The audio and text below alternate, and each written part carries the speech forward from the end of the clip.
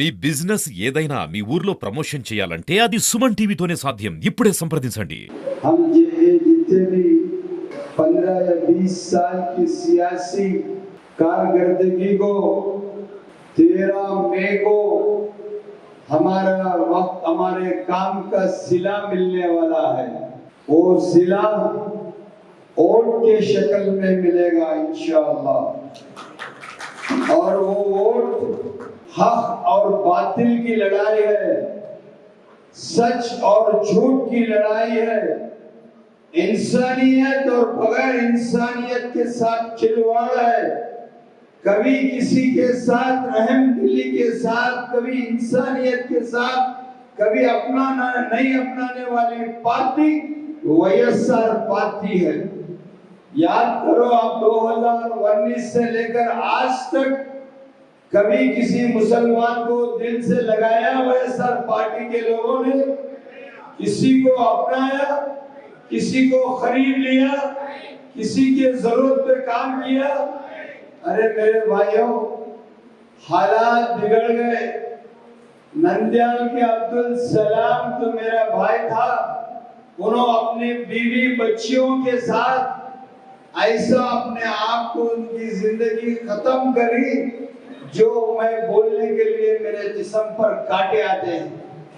एक आदमी अपनी बच्चियों को रेल की पटड़ी में सुलाकर वो बच्चियां कहीं भाग जाते हुए उनके हाथा पैरा बनकर वही आदमी अपनी बीवी बच्चे दोनों में रेल की पटड़ी के ऊपर सो जाना बोले तो देखते हुए सामने जिसकी उनके जिस्म के टुकड़े होकर उड़ गए वो बच्चे और वो माँ बाप। ऐसे हालात के ऊपर भी हमारे जो चीफ मिनिस्टर जगन मोहन रेड्डी साहब ऑफ बोल के भी नई बात करे। उनके साथ जुल्म करने वाला जो सीआई था वो आके दूसरी कौम का था, जब सिर्फ उसका नाम एक रेड्डी था, उसके लिए उसको बख्श दिया। और ये 4 लोगों को कुर्बान होने के लिए इन्होंने अपनी मर्जी से आमदा कर लिया। कभी रहम दिली के साथ देखा नहीं इस 4 लोगों। इस मुसलमान कौम हिंदुस्तान को क्या नहीं दिया? 550 साल हिंदुस्तान को राज करने वाली ये कौम हिंदुस्तान को किस तरह हुकूमत चलाना है, किस तरह पैसे वसूल करना है, किस तरह बेहतर सलूक करना है, किस तरह हर एक को लेकर चलना है, इसमें गंगा जमुना तहसील के साथ हर मुसलमान को अपना कर हर मुसलमानों को दिलों को खरीद लेकर हिंदू भाइयों को खरीद लेकर 550 साल यहाँ हुकूमत बराबर चलाने वाली मुगल सल्तनत को मुसलमानों के साथ कभी कोई भेदभाव नहीं। आज ये एक वाईएसआर पार्टी आकर तुम्हारे शटा मार दी। लगभग 400 मदद पर लेकर मुसलमानों के ऊपर क्रिमिनल केसेस है, 307 केसेस है। और तुम आपको नहीं मालूम है, मैं देखता हूँ कई नौजवान 27वें के दिन एक मसला हुआ, तालुक पुलिस स्टेशन में गया था मैं। उस दिन मैं देखा तो एक नौजवान 4-5 लोगों की टोली क्या करे, गांजा पिए, गांजा के नशे में चाकू लेकर सामने वाले को चुपा दिया। अब वो मसला चला, मैं जाके चेक करा तो गांजा मदनपल्ली में ऐसे ही आम मिलता है, आम ये रामाराव कॉलोनी में मिलता है, जेपी स्कूल के पास मिलता है। जबकि आखिर ये chief minister of Andhra Pradesh Jagan Mohan Reddy साहब जब गांजा बेहद आंध्र प्रदेश में मिलता है तो क्या कर रहे साहब? इनके इल्म में नहीं है, बराबर इनके इल्म में है। इसलिए आप लोगों को इल्म होना जरूरी है। इल्म के बाद नहीं होने पर आपके बच्चों की जिंदगी मुस्तकबिल नहीं बनते। आपका अगर इल्म होना है, आज मजबूती से हम मिलकर काम करना है। इंशाअल्लाह मैं कह रहा हूँ आप लोगों के एक वोट से और कॉन्स्टिट्यूंसी के आज एक बड़ी बात मैं कहता हूँ। मैं कॉन्स्टिट्यूंसी में फिरने के लिए जाता हूँ सिर्फ 2 घंटे के लिए जाता हूँ, लेकिन लोग मेरे साथ कितने घंटे फिरते मालूम?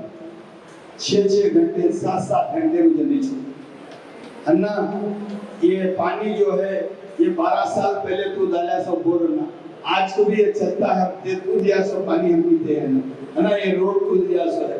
ये टैंक को दिया सो है, ये जितने भी काम को करा सो है ना, तेरे हमारे ऊपर तेरा एहसान है, तेरा एहसान है हमारे ऊपर। 2-2 लाख, 3-3 लाख, 5-5 लाख खर्च करते हैं। मैं जब खरीदों में जाता हूँ, मैं जब पैसे देने जाता हूँ, नहीं अन्ना हम पैसे नहीं लेते। हम हमें शुक्रगुजार हैं चंद्रबाबू नायडू साहब को जो आपको टिकट दिए। हम बहुत अच्छा एहसान मानते हैं, हमको कैसा एहसान है, हमारा एहसान हमको चुकाना है। नहीं मालूम अगर आपको टिकट नहीं देते, हमारे दिल में खौफ है ये किसी और को दे देते, ऐसा आदमी आ जाता जो आदमी हमारे जिंदगियों के ऊपर, हमारे व्यापार के ऊपर, हमारे लेन देन के ऊपर हमारे हावी हो जाता, तो हम उसको कमीशन देना पड़ता, हमारा परसेंटेज देना पड़ता। आज तक कभी आपने हमारे साथ जिल्लत से नहीं पेश आया। जब भी आप आपके पास हमें आए, आपने बेहतर इंसानियत जताया, आपने लाकर हमारे आपके बाजू हमें बिठाए, हमें चाय पिलाया, हमें पानी पिलाया और इज्जत से पेश आए। क्या काम है आपका बोलिए। और जो ऑफिसर था उस ऑफिसर को बुलाकर बोले ये मेरा भाई है, इसका फला काम है, फला काम होने नहीं होने भैया, आप जो इज्जत से जो पेश आए ना, वो हमारे लिए इज्जत को काम से बढ़कर है। ये आपके अखलाक है, हम इतना खुश हैं ऐसा पेश आ रहे। कहीं भी जाओ, हर करियर में आप देखो, सुबह पंडित पल्ली गया, पंडित पल्ली क्या बोला, आधे घंटे के लिए आ रहा हूँ, आधे घंटे से बढ़कर मेरे पास वक्त नहीं है, इसके बाद मैं चले जाऊँ।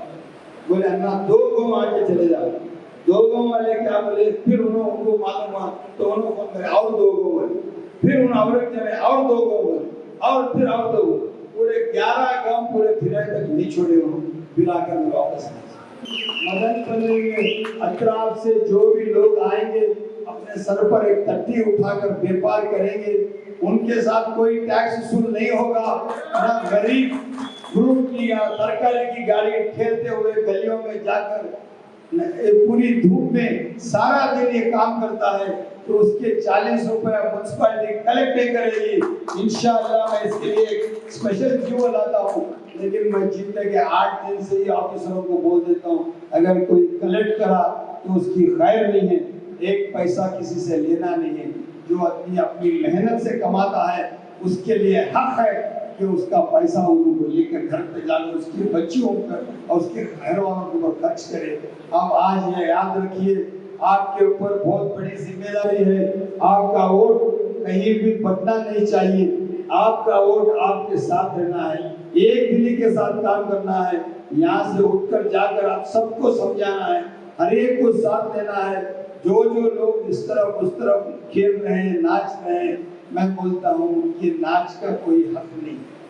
अगर मैं आप लोगों के साथ गलत किया हूँ या मेरे से अगर वो लोग आपके साथ बेहतर सलूक करें, आपके साथ इंसाफ करें, मैं कहता हूँ आप उनको वोट डालो। अगर मैं आपका हक अदा कर रहा हूँ तो मैं उसका हकदार हूँ, मैं उसका लाजिम मुझे मेरे पे होता है कि आप लोग ये अमानत वाला वोट, ये बरकत वाला वोट ये मेरे हक में डाले।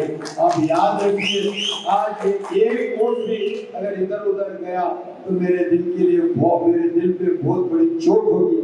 इंशाअल्लाह मैं ये नहीं चाहता कि हमारा वोट बटे। आप हर आदमी अपनी अपनी जगह जाकर अपने घरों में, अपने खानदानों में एक बात पर कहिए, आपका वोट इंशाअल्लाह जो आज मैं खड़ा हूँ तेलुगुदेशम पार्टी चंद्रबाबू नायडू साहब साइकिल पे है, आप मुझे साथ दीजिए। इंशाअल्लाह मैं आपके साथ हूँ, आप सब मिलकर काम करेंगे और बेहतर मदनपल्ली बनाएंगे।